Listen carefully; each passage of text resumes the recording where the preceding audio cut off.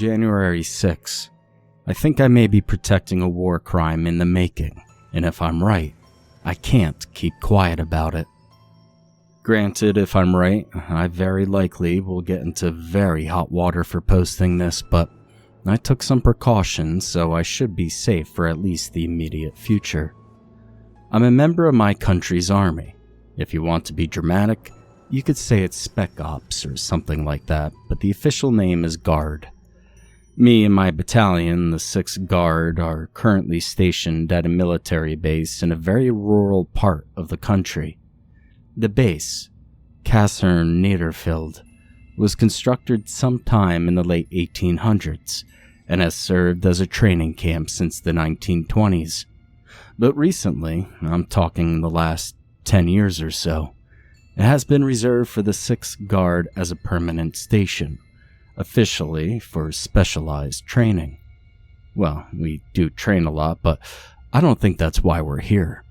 You see, actual guard duty, as in standing in a field and watching for the occasional car that may pass the road near the camp every 2 days or so, is usually passed down to the new guys. So my group is usually assigned to the night shift. No fun business. Standing in the pitch dark, cold and miserable for 6 hours straight every second night. And since we were at the base for 2 months now and completed the first stage training, we got assigned to Objekt 7 4 nights ago. I had my first shift there 2 nights ago. Seems like nothing special, right?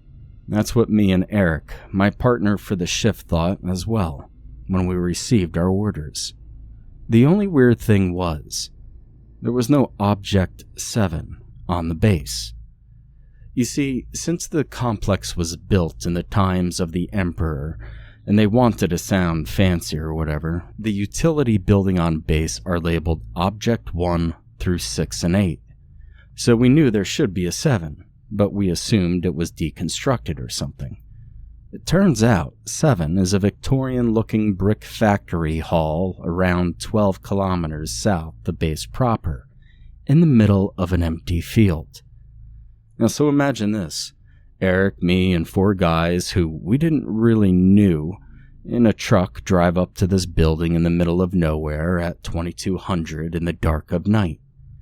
3-chimney, old-timey building with windows sealed with concrete and an ominous brass label saying Objekt 7 over the entrance gate. At closer inspection, you could even see an imprint of a swastika above the label. I guess one was mounted up there during the 40s. So we were told to patrol the perimeter, report everything unusual, and to not enter the building, no matter what. Fair enough. Maybe some top secret James Bond bullshit is going on in there. And so Eric and I started our rounds, passing the other 4 guys, who were also patrolling in pairs every 10 minutes or so. Nothing special happened on our first night there. Just some chit-chat to pass the time. At 0400 in the morning, we were picked up by a truck which delivered our relief. Had a good night, or rather, morning rest after a job well done. The weird thing happened during tonight's shift. Like 2 days prior, Eric and I got the Objekt 7 night shift. Arrival and patrol were unremarkable, but around 2300 or so, an alarm sounded. Warning, leakage, gas hazard. We scrambled to put on our gas masks. Got it done in maybe 15 seconds. I looked around for the other guys while Eric radioed the command post for orders. Unsurprisingly, I didn't spot the others. They were probably on another side of the building. We were ordered to resume our patrol and to keep the masks on. So we did. Until a few minutes later, the chimney started a unimaginable racket. You know the sound of a fire in a fireplace? The whooshing and the cracking. Imagine that, but with the volume of a jet engine on your shoulder. While we were busy shitting our pants, one of the other teams radioed us to get down so we'd hit the deck. Anticipating an explosion or something, we lay there for maybe a minute. Then the alarm sounded again, this time saying, Ventilation complete. Resume operation. Eric and I looked at each other and discussed if we should get up and walk again. We did eventually. I mean, orders are orders, even when they come from a speaker in a creepy building, right? The rest of the night went smoothly, although we didn't take our masks off until the relief arrived, on time at 0400. One of the other guys, I think his name was Pascal, not sure though, told us just to forget about the chimneys. It tends to happen. A little bit concerning, considering it merits gas masks as standard equipment for the patrols, but what do I know? Once we got back to the barracks, we told the rest of our group, but since Objekt 7 was the talk of the new guys anyway, nobody believed our little ghost story. But one of the guys on shift after us, a nice fellow named Nicholas, told us the grass around the building was all gray and dead during his shift. We were unsure if it was like that before, but if it wasn't, good thing we got our mask on as fast as we did. The one thing that's really disconcerting is that the unit attached to the 6th Guard is called the Sonderkommando Alternative Beifang, Special Group Alternative Weaponry. But we never seen one of these guys. They were supposed to be on base with us, so we speculate that they're the ones in Objekt 7.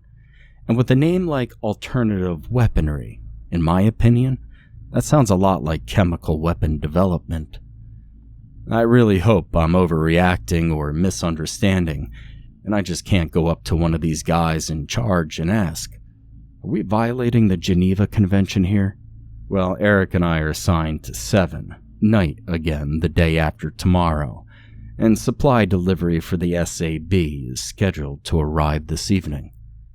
Depending on what will happen, I'll update you guys on it. January 6th, the evening. As scheduled, the SAB supplies arrived about 3 hours earlier. So 3 groups, meaning 30 men, were mobilized to unload and deliver the supplies to Objekt 7. 2 of the 3 groups were newbies, meaning Eric, Nicholas, and I were at it as well. So we rolled out as a convoy of 5 trucks and 4 Ulans. An Ulan, for those of you who don't know, so everyone I guess, are APCs. They can carry 8 men, 12 if you cuddle, and are armed with a nasty 30mm autocannon. Not necessarily a tank, not really, but still, heavy machinery. Heavy indeed, considered we are currently just glorified Amazon. Well, we boarded up the Ulans and drove to Gerberbach, the nearest village with the train station. The drive was an uneventful half hour. Once arrived, we unloaded 40-odd crates from a freight train into the trucks. I can't list you the whole cargo, but some crates were labeled. Here's a few that I remember. Hydrocarbons. From what I remember, that means oil and stuff, but the crate didn't slosh around. Maybe it was plastic. Sulfur oxide. Sulfuric acid. That one did slosh. Sulfuric salts. Is that a real thing? I don't know jack shit about chemistry beyond don't touch it if it's called acid. Fluor. Xenon. Random supplies, mostly rations, and one mystery chest labeled with symbols I couldn't even comprehend. Now, before writing this report, I researched these symbols. They're runes translating to KOMP-AS. So, component AS, I guess? Anyway, after packing the crates into trucks and reboarding the Ulans, we drove down to Objekt 7. So a half an hour to base and an additional 15 minutes to 7. Once we arrived, I noticed 2 things. First, the grass was okay, but judging by his confused look, Nicholas didn't lie when he told me that everything was dead. Another mark on the suspicious board, I guess. Second, the gate to 07 was open. I don't know what I expected, but I was kind of disappointed. The hall was empty, but on the floor I could make out 4 platforms. Elevators, I guessed, and a control panel by the entrance. While we left the Ulans and shook out the stiffness from riding the bumpy road to 7 in a practically springless vehicle, The trucks drove into the hall. Once inside, we were to unload the crates again, and so we did. We finished and drove home. Nothing worth reporting there. But what I did notice was a strange smell in the hall. A mix of sulfur, fire, and metal. Now, forgive my melodrama, but it smelled like you would imagine hell to smell. And so now I'm pretty sure the SAB does some kind of chemical processing. But weapons? I hope not. If any of you can guess what these ingredients could be used for, tell me, please. If they just make new paint for our camo, I would be overjoyed. As if it would be this. It would be harmless. Back at base, the barrack gossip had new fuel, so plenty of theorizing what was happening. And still is, for that matter. Chemical weapons even came up in the discussion, but nobody took the notion seriously. Well, I need to head off. We have gunnery practice in a few minutes, and I wouldn't want to miss that even if I wouldn't get punished for going AWOL. I will update again once something report-worthy happens. January 7th. Holy shit. There was an explosion at 7. Happened around noon, when I was on a training march. Now keep in mind, 7 to base, it's 12 kilometers, with a little forest between them. And we were 2 or 3 kilometers north of base, but we still saw the fireball. Now I can't say how high it was, but surely a 3-digit number. We heard the sound, too. A deep rumble lasting a full 2 seconds. Just thunder. Base dispatched 2 trucks with medics and emergency response team. Fully armed for whatever reason. And they even sent 2 of the Uhlans. They were back shortly before we returned from our march and delivered 6 injured. The patrol crews. Since they didn't bring any SAB men, I guess the explosion came through the chimneys and didn't damage the underground part of 7. Or they would have their own separate medical station and quarantine themselves for security reasons. The damage didn't seem to be excessive since we didn't send any reinforcements or aid whatsoever. So, situation under control. Yay? There was a little briefing on the explosion held by Major Kopel, the big boss of Niederfeld. Well, at least the official boss of the official part. He's an older man, around 50. Looks like a fit version of Santa Claus. Gives off some nice grandfatherly vibe. Always nice and only treats his men like shit when he absolutely has to. Some of the guys even call him Gramps, and I don't think he would dislike that. As I said, real nice guy. But the briefing didn't tell us jack shit. It could be summarized with, a chimney going boom is a problem, but not yours, so you don't ask about it. Well, in hindsight, that sounds very passive-aggressive. I think it's better summarized with, you have to need to worry about enough things as is, so let the pros take care of that one. Yeah, that sounds a lot better. The bad news is Nicholas was on 7 duty during the explosion, so he got hit. He's currently unconscious in the med bay, heavy detonation trauma. I think that's the translation anyway. The doc expects him to be awake within 24 hours, and he doesn't expect lasting damage, except maybe some hearing. They were lucky they were under the explosion and not caught up in it. I guess that confirms the chimney explosion theory. I really wonder what SAB is doing down there, though. Maybe developing a new gun propellant, new explosives, new kinds of fuel. Would explain the explosion, the secrecy, the chemicals, and all of that. And it would mean that we abide by the Geneva Convention. I hope that's it. I really do. Now I just thought about the explosion some more. The chimneys are still standing. The medics saw them. But that's a problem. How can an explosion strong enough to knock out 6 guys, some even 200 meters away from that effective epicenter, not leave behind any traces? Again, according to the medics, everything looked normal. Not even the snow on the grass was disturbed. Just some dudes laying in the grass unconscious. Wish me luck for tonight's shift. I fear I will need it. January 8th. So today's 7 night was, well, interesting. Like the 2 previous times, Eric and I arrived at 2200, relieved the previous group, and started our rounds. What I neglected to tell you in the first part, we aren't walking in circles for 6 hours straight. Since we're in 3 pairs and the building is relatively narrow and long, you only need 2 lookout positions to view just about everything. So usually 2 pairs are walking at any time in opposite directions, and 1 pair is at the gate and takes a break, sitting on a bench with a little roof that's near the entrance, eating or drinking your rations, taking a piss, stuff like that. These breaks take around 10 minutes, and then you do 2 rounds and 20 minutes later you have a break again. Fairly simple, not too bad, just cold as hell, especially during the winter. So Eric and I were taking a break.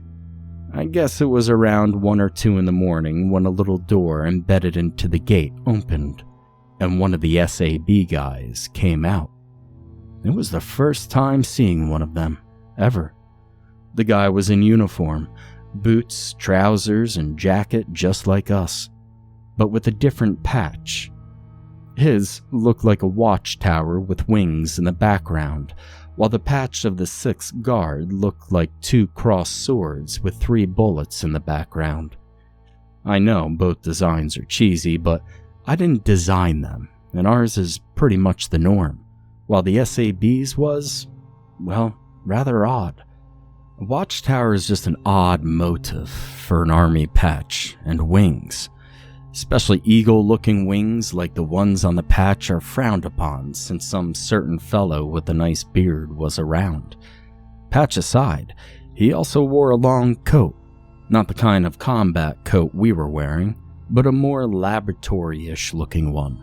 It wasn't white, but a bright gray instead of the usual drab green tones for regular uniforms. But the weirdest thing about the guy's loadout was the heavy-duty gas mask he had clipped onto his belt. Not the regular masks like ours, but one with integrated headset, flashlight, and quick swap filters. I guess they have to wear those a lot of the time, considering he just carries around such a high-end mask like it's nothing special. Seeing a pistol on his hip wasn't surprising considering 7's high security nature, but it was the 50 cal, Grizzly I think it's called, not the standard Glock. That was, say it with me now, weird. So this guy just pops out of 7 in the middle of the night, greets us with a little nod, and takes out a smoke. Fair enough, in a bunker smoking is prohibited. Double so if they store ammo, and I guess triple so if they experiment on said ammo and had an explosion earlier that day. Or yesterday, I guess. So there he was, and I decided to seize the opportunity to learn at least something about 7. Being the conversational genius that I am, I tried to start a conversation with, "It's a cold night, huh?" He just turned his head at me and nodded and kept quiet. I wouldn't give up this easy. "Everything okay after the accident today?" And again, turn of the head, nod, and that was it. Being at the end of my wits, I looked at Eric, who asked if something like the explosion could happen again. And again, turn of the head, nod, acknowledging the possibility of our immediate demise, and nothing. Out of options, I tried a more direct approach. "What the hell are you guys doing down in there anyway?" He turned his head and seemingly wanting to answer my question with yet another nod, but surprisingly, after a short pause, he gave an answer. "We're probing ET, building a nuke, creating zombies, whatever you like, man. Listen here, if you ever learn something you were not supposed to learn, you're gonna get into some trouble. Big time. Maybe you will even end here. So don't ask questions you don't want an answer for." And with that, he took a last drag on the cigarette, threw it against the wall, and went back inside. I think I heard him say, "Good night, fellas," on the way inside, but I may have imagined that. We sat there stunned until one patrol pair showed up, and we had to do our rounds again. I don't think we said one word the entire remaining night. Back at base, well, the ones that were still awake at 0400 asked us about the newest happenings at 7. A tradition that had developed over the last week and was empathized by the, maybe literal, bombshell of gossip sparked by the explosion yesterday. Eric and I seemed to non-verbally agree to withhold our meeting with mysterious Mr. SAB, since our last 7 story was apparently just a ghost story anyway. Now, you might call me salty for not telling them because they didn't believe me, but well, maybe I am. And so what if I am? Our nice chat with Mr. SAB had assured me that I had to be careful with telling what to whom. Well, on a second thought, I knew that before that already. Tomorrow's my free day and I plan on researching the place. Maybe I'll learn something about it. Judging by the architecture, it must have at least 100 years of history. Somewhere something useful must have fallen through the cracks of security. Now I doubt I'll find an immediate answer to all my questions, but here's to hoping. Oh, and if I'm already talking about cracks, no, this is not a setup for a butt joke. I noticed a little crack in the gate of 7. Today it was empty. I guess our delivery was hauled down, but maybe it isn't always like that. If I can manage to sneak a peek during the patrol breaks, maybe I'll see something interesting. Next update will hopefully be about Nicholas waking up and telling us about the explosion. Until then, your friendly neighborhood information leak signs off. January 9th. Hey, it's me again, publishing government secrets and possibly earning himself a court-martialing. Jokes aside, today is, or was, my free day, and I used it on researching Niederfield. I've compiled some interesting data, so here's the rundown. Kaserne Niederfield was erected between 1895 and 97. It was built as an artillery school, housing and training 3 battalions at once. From its opening in early 98 until it shut down in late 1916, it trained 50 artillery battalions, roughly a third of the regular artillery troops deployed in World War I. Just a note here that a battalion does not mean division. Therefore, some nice sums were invested into it, expanding the originally only 5 utility buildings. Object 1 through 5 are kitchen, medical station, garage, power and radio plant, office and instruction room. Added in 1906 were 6. Additional storage building, 7, who knows, and 8, the gun workshop, for the artillery. That's right. Even in the original construction plans, 7 does not have an expressed purpose, and in the plans itself, it's only mentioned as 20 by 140 meters workshop hall at Point Niederfield 7. Not even blueprints for the damn thing. I guess the underground part, however it may look, was there since the beginning. An empty hall in the middle of nowhere serves no purpose at all. The 6 barracks were there from the beginning but got modernized from 1905 to 08. I couldn't find any delivery papers for pretty much anything that wasn't accounted for by the regular buildings, so judging by the documents I could find, 7 has no interior equipment.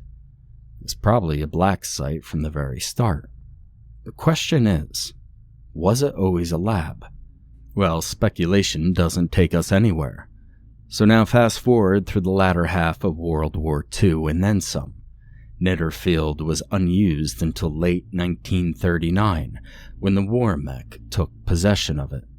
Renovation and retrofits were accomplished until February of 1940.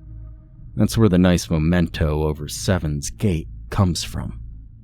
Officially, Niederfield was used to train AA crews and later assisted in jet engine research, but again, I couldn't find any definite info regarding 7. I guess it could have been used for the jet stuff, but I don't think so. Just a gut feeling, though. Immediately after the world, Netherfield was stripped by the Soviets, leaving nothing remotely valuable behind. Except, they didn't touch 7. I doubt they didn't find it or couldn't enter 7 proper, whatever that may be, and private letters suggest they were ordered to turn a blind eye south. Netherfield lay dormant a second time, until mid-1976 this time. The Bundersheer brought it up to tech and opened up in 1980, this time as a general-purpose training facility. Over the years it housed AA, artillery, infantry, tanks, APCs, mechanized infantry, pretty much anything we have, until it was permanently assigned to the 6th Guard, or rather, we were assigned to Netherfield. Despite its opening in 1980, the volume of supplies delivered indicates 7 going back online as early as winter of 1977. And as par for the course, no documents, no orders, nothing suggesting the purpose of 7. In fact, the first delivery openly labeled as Supply, Objekt 7, only was processed in 1991. The first delivery coming only 6 days after the collapse of the USSR. Maybe a coincidence, but my gut tells me no. Sadly, I can't grasp the connection. Maybe some security concerns, but that only works if you squint at it really hard. So that's the history of Netherfield, at least the official part. Unofficially, there's a lot more to the complex. During its construction, a whopping 21 workers vanished. Another 11 were killed under very dubious circumstances, I may add. In its artillery school days, it stood out due to its high accident rate. Nothing lethal. The only 2 casualties were from a faulty shell, but a lot of shells were lost on the training grounds. And I mean a lot of shells. Estimates on the supply documents range from 2 to 3,500 shells of various type of caliber. In the World War II time frame, Netherfield was bombed a total of 0 times, highly uncharacteristic for its obviously military nature and complete lack of camouflage. It also wasn't taken by force in the end. The Russians sieged it for a few days, and after the promised help for the Germans didn't come, they just went home. And the Russians let them, even giving them coats and rations. They even let them keep their weapons. Again, they were following orders from very high up, possibly from Papa Stalin himself. An additional, very unsettling World War II time fact: Netherfield received 80 prisoners, both political and POWs, for processing. Since it doesn't seem like they were released, and the Russians didn't see them in 45, well, you could probably guess the history of that.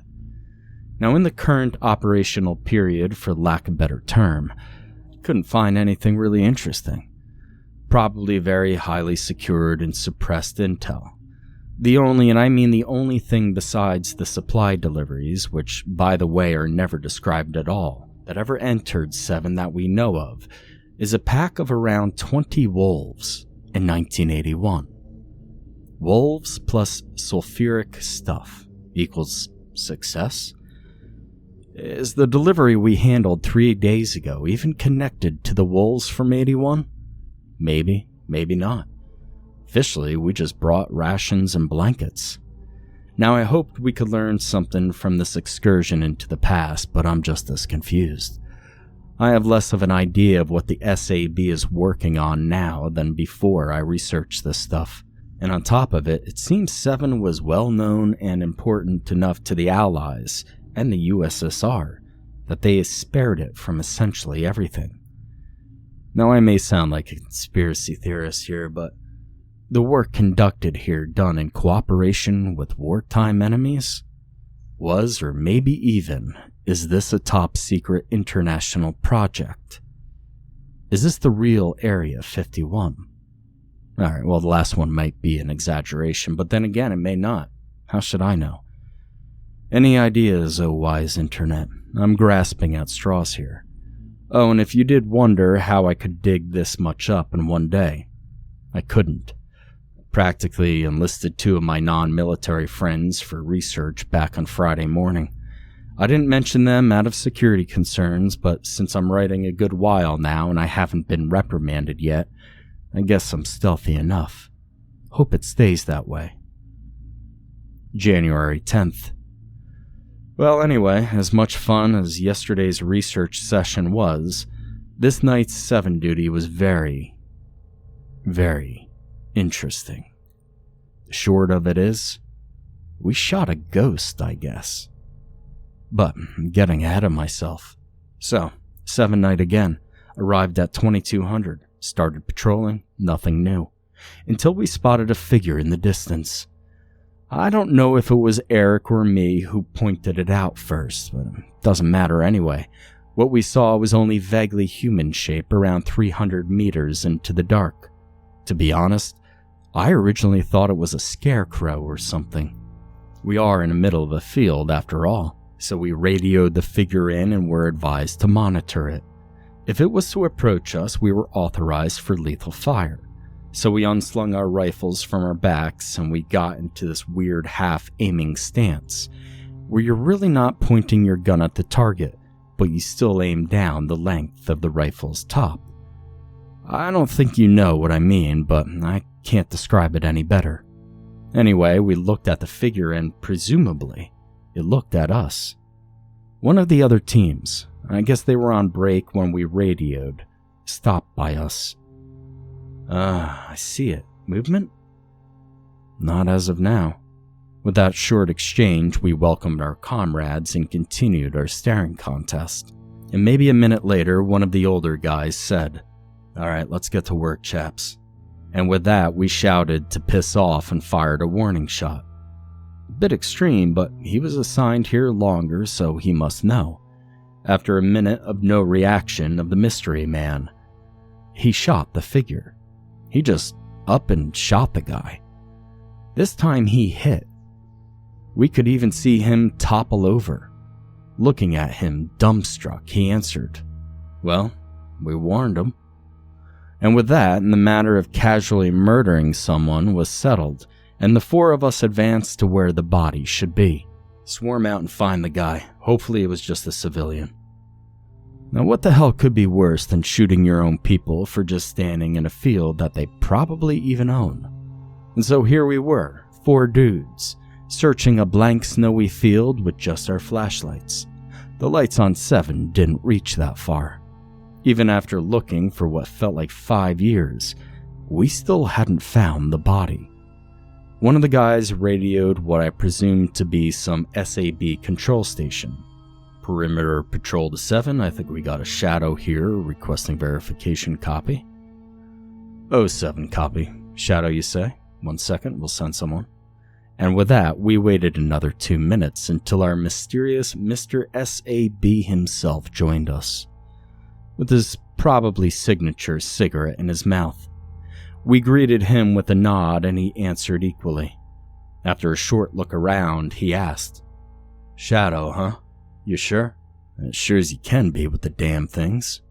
Another short nod and he drew something looking like a Geiger counter. After a little round around the rough area we were occupying, he said it was all clear and we were ready to resume our rounds. And with that, he was off, back into the building again. Us 4 guys made our way back, with one of the older guys telling us to have our break now. They would take over. Well, sitting on a bench in the cold night beats wandering around in the cold night. Eric and I used our break to discuss this shadow thingy, and if we should tell our barrack mates. We settled on no, since we were now entering actual ghost story territory. If they didn't believe us before, they sure as hell ain't gonna believe us now. But still, what was that thing? I think we could rule out a sieve, but most logical answer would be espionage. Something like that? Probably. But that doesn't match up with the SAB guy's behavior. Hell, what kind of spy leaves radiation trails? Ukrainian? Dead silence for maybe 3 seconds, then raucous laughter. Fuck, man, you're gonna go to hell for that one. If that's what gets me, the man above does not have his priorities straight. Laughter is the best medicine after all, especially for post-paranormal bullshit PTSD. Given the little actual knowledge we had at the time, we stopped discussing the shadow. And why freak out even further with still more than half of our shift ahead of us?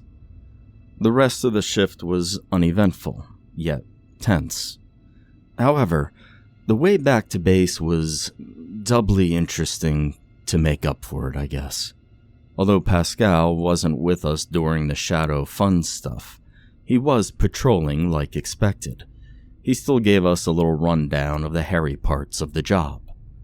If we see a figure, we knew what to do now. If the chimneys make any sound at all, hit the deck and wait until an all clear sounds. If you hear a gas alarm, masks on, likely for the rest of the shift. There's an all clear for that, but that doesn't happen nearly as often as the actual alarm. These 3 are the common weird shit things that can happen. Rare but still somewhat regular events include a little earthquake. Nothing spectacular. We just have to stay clear of the chimneys, in the unlikely case that they topple over. Strange grinding or dragging sounds from the building itself. That doesn't mean anything for us. The SAB guys are just moving stuff around the hall. The worst case scenario, as of yet, is an orangish smoke rising from the chimneys. That only happened once, and they had to evacuate 4 villages which were in wind direction from 07. But nothing actually happened. Since none of us knows what the SAB is doing, and most don't bother to ask to begin with, Pascal warned us that there are probably a lot more things that can go wrong. And if that happens, abide by the alarms. Take them literally. And when in doubt, radio 7. They give us a frequency for them, but I won't specify it here for obvious reasons. The only curious thing was, why not give us that how-to 7 at the beginning? And so we asked. You two haven't had one normal night here, right? Well, 25% non-weird nights seem like a good quota to me. Absolutely not. Any of the things that we know of what can happen usually only happen every 2 or 3 weeks or so. The building has been going crazy for the last month or so. Unlucky for you, but what can you do? And with that friendly piece of advice, we arrived back home with the other guys, hit the bed pretty much immediately. I, however, couldn't sleep until I typed this here. I'll try to get some rest now and post this tomorrow. Maybe I'll think of something until then. January 11th. After yesterday's possible demon infestation, we returned to 7 today. This time in daylight. By we, I mean a whole 6 groups and trucks, loaded to the brink with light construction tools, wood, and scaffolding materials. So we were joining Bob the Builder today. Well, we can do it. Forgive my terrible joke, I'm still a little shaken from yesterday. But we arrived around 1100. This time we even got a personal welcome from Mr. SAB himself, and another guy in the same uniform. They held one clipboard each, which I assumed held plans for today's work, and immediately went for the officers.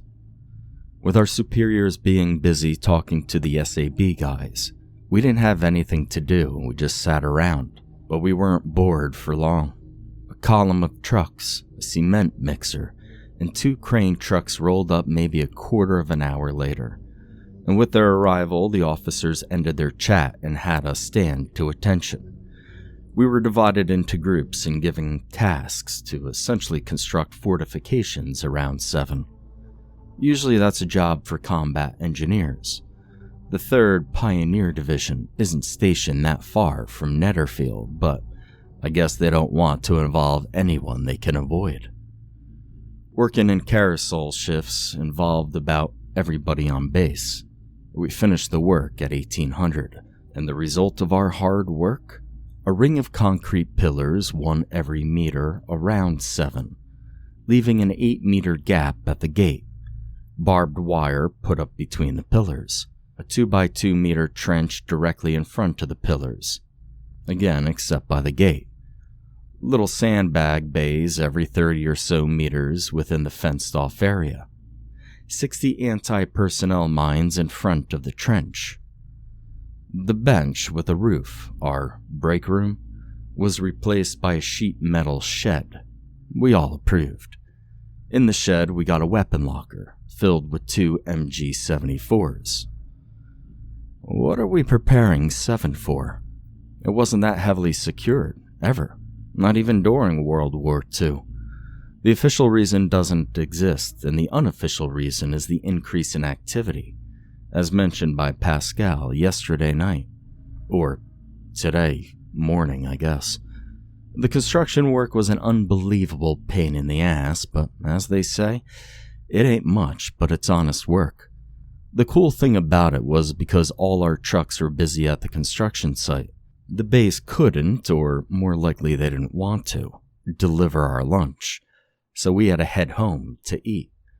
Again, the trucks were occupied and the way is too long to walk, so we used the Ulans as taxis. We only have 4 of them though, so we had to cram everybody and their grandma into them, and some of the lucky, or maybe stupid ones, were allowed to Mad Max themselves onto the sides of them. I was one of them. And let me tell you, that's one scary ride. Halfway hanging over the side of an 8-wheeler going a good 35 kilometers an hour on a road that's essentially cross-country. But it was cool as hell. Now naturally that violated just about every rule concerning APCs, but Gramps told us, if you think you could do it, do it. Just don't be stupid. Asking us not to be stupid. Huh. Who do you think we are? Anyway, no one went belly up, so everything worked out alright. Thankfully. I just now realized how stupid and dangerous that was. And since we can't have anything nice out here, there was also bad news today. The 6 explosion victims should have woken up by now, but instead of being awake and happy, their blood oxygen levels were falling. Not by significant amounts. It won't be lethal for another 15 hours. But the docs have no idea why it's happening. Therefore, our 6 sleeping beauties were evacuated when we were building our fortress. I don't know at which hospital they're at now, but it's very likely better than our sickbay. Objekt 2 is a dark and damp building after all. Definitely not the best possible environment for any kind of recovery. But the dark and damp part applies to pretty much any building in Netherfield. Gets really cold this time of year too. I always thought the complex was modernized since its construction. In fact, I know of at least 3 big renovations. So shouldn't it be livable here? How bad was it here at the beginning? What good times were we living in? Anyway, bye for now. Tomorrow I'm on 7 night again. It'll be kind of funny with all the new architecture going on there. January 12th. I'm back from another 7 night. No shadows tonight, but some other weird crap happened. Like every second night, we arrived a little while before 2200 at 7. But unlike every second night, I wasn't with Eric. He had his day off today/yesterday. Instead, I was paired with a guy called Michael. I haven't spoken much with him before, so I don't know too much about him, except that he was a trigger-happy fellow. Usually that's bad news, but here, it might help. Since I was still a 7 rookie, I had to take care of him.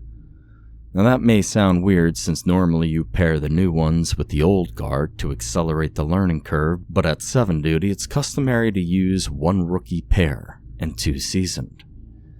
I wasn't told any reason, but I guess it's contingency. If a rookie messes up, and I mean messes up royally, the patrol isn't compromised. You'd still have 2 teams to fill the gap until reinforcements arrive. Not a pretty thought, you being the expendable resources. Not something uncommon in any military service, I guess, but here you are, extra aware of the fact. And when I say that guy was a rookie, that coming from me with my whopping 4 completed shifts, I mean it was his first time out here, discounting the supply run and construction work. But I don't think there was any rookie who wasn't involved in the last one. So we pulled up to the now fortified gate and dismounted the truck. Started to recognize some of the fences of our precursor shift. I greeted them and wished them a good night's rest. They answered with wishing us a calm and silent night. And since the odd things tend to almost exclusively happen at night, go figure, the good wishes sounded a bit hollow coming from the afternoon shift. Well, they like to call themselves the evening shift to claim at least some of the spooky night vibes, but let's be real, no ghost story starts at 9 in the evening. As soon as the afternoon shift, and I'm not going to acknowledge their claim on our monopoly of creepy crap, as soon as they piled into the truck and headed off, we 3 teams decided on who had the first break using the best suited method for any tactical disputes. A game of rock, paper, scissors. And for a change, I won. The other 2 pairs headed off, one on each side of the building, and Michael and I got into the shack. I was pleasantly surprised to see a coffee machine installed there. There was also a note taped to the wall beside it, to please pay around 30 cents per coffee dispensed to keep the thing stocked. The shack and all its interior fell under Seven's direct jurisdiction, and the cheap bastards weren't even willing to pay for coffee. It's a miracle we were allowed to use their electrical sockets, but I guess we need those for the lighting anyway. And so, like the good comrades we are, we deposited our share in a little sheet metal box beside the machine, and we got coffee. After sitting down and taking my first sip, Michael turned to me and asked what this here was about. Well, we make our rounds around the building and play watchdog. If the eggheads tell us to, we may have to bite. That doesn't explain anything, though. No? Well, I think it explains every guard duty ever. Well, yeah, but I meant the ghost stories. Don't play dumb, please. I need to know what I'm up against.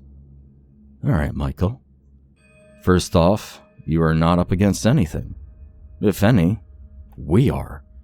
And for what we might be up against, I have no clue. I only know the building likes to make noise and we might need to shoot a shadow again. Shadow? What do you mean? I'll tell you when you need to know. Wouldn't believe me otherwise. And with that, our break was already over and we headed out. Now let me tell you, even if it was only my 5th shift, I already got accustomed to the empty, flat, dark landscape. Having all these pillars and sandbag dugouts around really didn't feel right.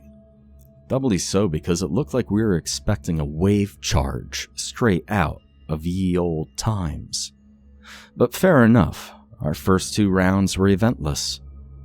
Not our third, though. A gas alarm sounded, like back in my 2nd night. Warning, leakage, gas hazard. I put on my mask and so did Michael. I worked fast and methodical, but he was fueled by panic.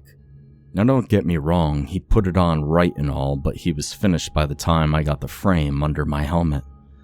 He was all restless and looked around like he expected to be jumped by something. But seeing my calm demeanor, he slowed down a little and made a questioning, "Huh." I replied with a brief explanation of my 2nd night's adventure, and also warned him about the chimney's upcoming fury. Considering the explosion not even a week ago, he was considerably scared. I told him not to worry, that the racket is only a strong ventilation, but I wasn't sure about that myself. I still am not, but I like the thought. You know, not to die in some minutes' time. And as advertised, the whooshing and cracking started up around 6.5 minutes later.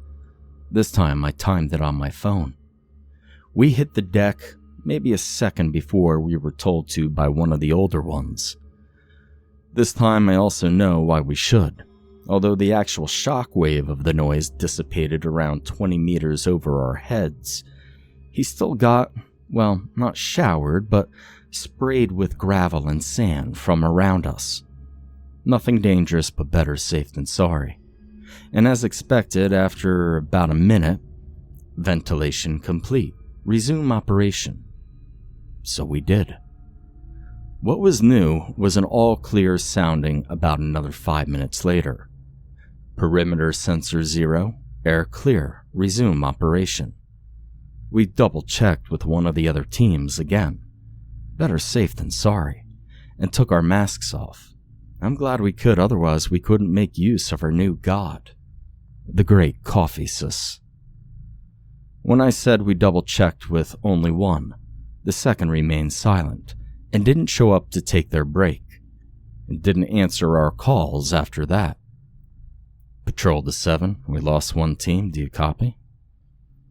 7, copy, reinforcements inbound, wait for relief, then research the vicinity. Consider a combat patrol. 7, out. Combat patrol. Well, ready our rifles we did.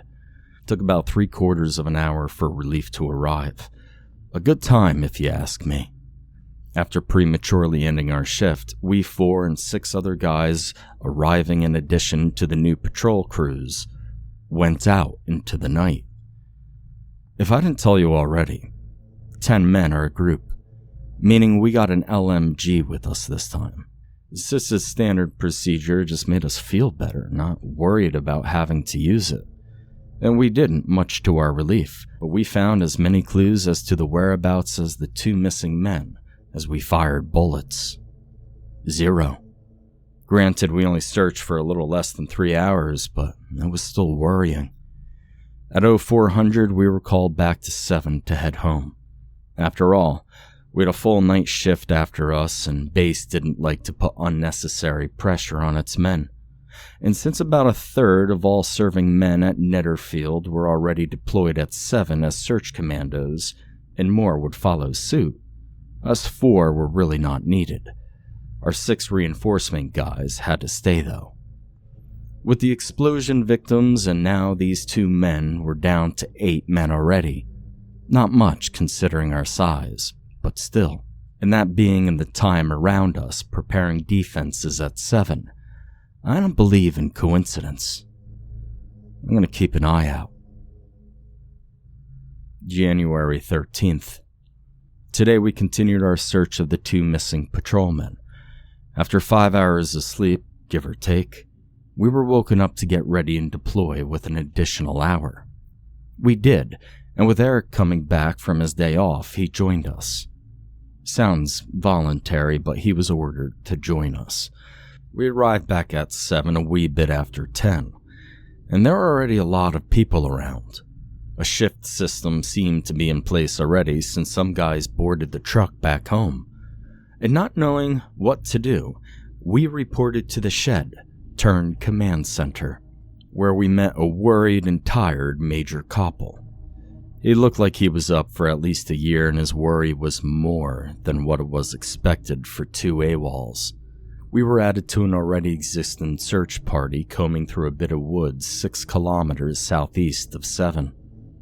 Only making 6 kilometers in what must have been at least 6 hours of full-out effort. We were very thorough, and Ulan dropped us off at our party's approximate location, and we linked up with them in another handful of minutes. Now I could tell our harrowing tale of how we scaled the highest hills and conquered the wildest of shrubbery, but it suffices to say that we found nothing. At 10 kilometers radius, the search was to be accelerated to normal search and rescue standards. I don't know what we were meant to find by turning over literally every rock, and we continued on. And again, we went to the most extreme lengths imaginable, but at 20 kilometers, we were ordered to stop. We were round up and we were brought back. It was about 1600 when we were all assembled in the base's court, where we were told that both the on-foot as well as the helicopter search were fruitless. We were also ordered to consider our missing colleagues as hostiles if we spotted them. We should subdue and apprehend them if possible, but if we were about to lose them, we should fire. Not ordinary orders, to be sure, but I stopped taking situations at face value by then. We deployed to different points of interest like crossroads, highway accesses, train tracks, and the like to intercept the fugitives, and I think helicopter search and sample patrols resumed. But I don't know for sure. Would be a sensible choice for command, so I guess it happened. I was stationed at a crossing of a street and a train track. Well, I wasn't alone. Eric and 3 other random guys were here with me. We waited for quite a while, took turns napping, and even intercepted a car. But that was only a nice older lady who apparently came home from a shopping trip. She even gave us 2 Tetra packs of apple juice. We warned her that she would be stopped a few more times if she were to continue down that road, and she should take the detour over to Kleinpitchel, a village some ways away, and she thanked us for the heads up and turned around. Nothing else of note happened the rest of the day. January 14th. Now I'm a little bit of a hurry today as I have a lot to write, so here it goes. This 7 night was very eventful. We arrived at 2200. This time Eric was with me again. We swapped out. The previous crew warned us that they had 2 gas alerts already, so we should keep our masks ready. They sadly could not give any reason for the drastic increase in activity, but that was to be expected. And lo and behold, maybe a half hour into shift, warning, leakage, gas hazard. Fast forward to the whooshing and the all clear maybe 20 minutes later. No one was new to the gas business, but after the disappearance 2 nights ago, we all called in and were glad to hear all the other voices. The activity increase of 7 was real. At 2300, we had the whole alarm and clear thing again, and at 0230, another alarm. According to Pascal, who was also on shift, that was a new record for at least 15 years. He doesn't know of guys who knew of guys that far back, but still, a record is a record. The 3rd alarm wasn't normal, though. Normal by 7 standards, that is. After laying down to wait out the whooshing, another alarm sounded. Containment breach. Assemble at the gate and ready for defense. Worried, we got up and ran to the entrance. Maybe halfway through, the whoosh hit. Now I can't say if it was the strongest one yet, but Eric stumbled and I fell, and we both got blasted with gravel. Nothing critical, but still, not pleasant either. We were the last to arrive, with the other 2 teams standing in the already gate, and MGs deployed and pointing in. We wordlessly fell into line beside them and trained our rifles at the elevator platforms. We didn't have to wait long. Another announcement sounded, this one seemingly not pre-recorded since it was a new voice, and it sounded agitated. We'll flush it out the maintenance hatches of the chimneys. It should be up to you guys in about 20 seconds. Good luck. And with that, small hatches opened in the chimneys. They were about 1 meter squared and were located at the hip height. We adjusted the MGs on our rifles' aim, and we waited. The seconds noticeably stretched. Each of us wore a watch on our left wrists, intended for gas hazards, but as I glanced down at them waiting, I swear they counted minutes, not seconds. What could come out of the hatches? And since we would have to fire at it, it would have to be a life form and a hostile one at that. Did Mr. SAB even bullshit when he talked about aliens and zombies when we met him a few days ago? I accurately remember reading about the pack of wolves that were brought here sometime in the past. What happened to them? And that was just the things that I heard of. Didn't the SAB guy threaten us by claiming it might come here? And I wonder, was it a human, formally or still? At the sound of rustling and what may be wheezing from the hatches, my conscious thoughts stopped. There was no me. There was only us and it. And then it burst out. It was hard to describe this thing. It was six-legged and about the size of a small adult. Its head was perfectly round, and it didn't have any facial features, just a gray sponge-like surface. It also had two tails about as long as its entire body, giving it the look of an enormous spider the first moment that we saw it. Most people would probably freeze up by the sight of this, I included, but the knowledge and faith in our weapons caused us to let all hell loose at it instead. And it took it like a champ. It made it about 30 meters under the fire of 2 MG-74s and 4 AUGs. Tough fucker. We only had maybe 15 meters to spare. But down he went, and we gave him some more. The belts of the MGs were empty at the time we put the second mags into our rifles. But we held fire while the MGs reloaded. Once finished, we parceled out a bit, forming a quarter circle around the carcass. Its original skin color and texture seemed to be gray, smooth, blank skin, except for the face. After maybe a minute of staring the body down to make sure it was dead, we radioed down. 7 patrol here, 1 target down, do you copy? Copy, 1 down, stay alert for further movement of the target, no additional hostiles, stand by for support, keep the masks on. We waited for another minute until 6 SAB guys with their masks on and pistols drawn came up out of the elevators. They advanced to the body and checked for vital signs. One of them also checked for radiation, like back at the Shadow incident. After confirming the effectiveness of our weapons, one of them set down a backpack we didn't realize he had on before, and pulled out some kind of barrel. It was dark brown and could hold 15, maybe 20 liters. He emptied it on and around the body while everybody else stepped back. He then threw a match on it. It ignited, but it was no gasoline. It burned green, and we could feel the heat with nearly unbearable intensity even 15 meters away. And before it completely burned down, 2 Uhlans pulled up and unloaded 2 whole groups who quickly secured the gate and perimeter. The SABs forbid them from entering the hall and inspecting the heap of burning flesh further. One of the SABs stepped forward. He was the infamous Mr. SAB himself, and he beckoned us 6 further into the building to chat without the others outside listening in. We followed him and he held a short speech. The long and short of it was this. You're gonna have to sign an NDA, one of the kind where you could be happy, or you could get a lifelong sentence if you break it. There's no way around it, and you have 2 choices for your future. Resume your service as normal and be under close observation for the rest of your life. If you're suspected of having broken the NDA, your life will end, figuratively and literally. If you don't want that future, you can transfer to us. We're short on personnel now anyways.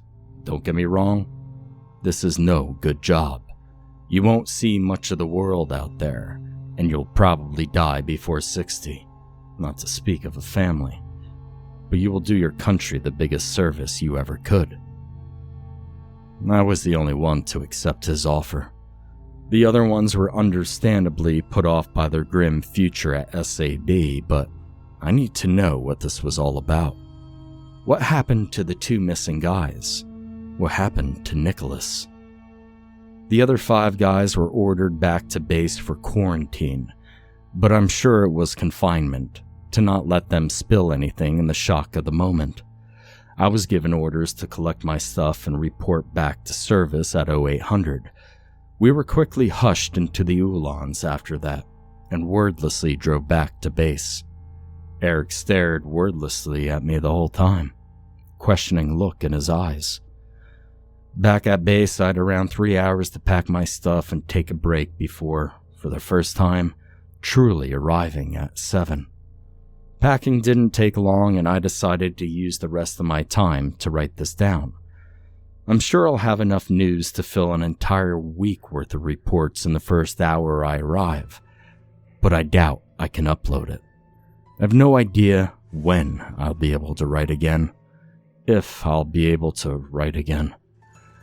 In a little more than an hour, I'll be on my way down those elevators, maybe to never return, maybe to crawl up the chimneys and get filled with bullets by my comrades. But let's not hope for that. Even though you just read what I had to say, even though you very likely do not believe a word I say, I thank you for listening to my story, for knowing my fate. May it turn out for the good or the bad. I thank you. Signed, a lonely, frightened new SAB recruit, Niederfield, Barrack 2. Over and out.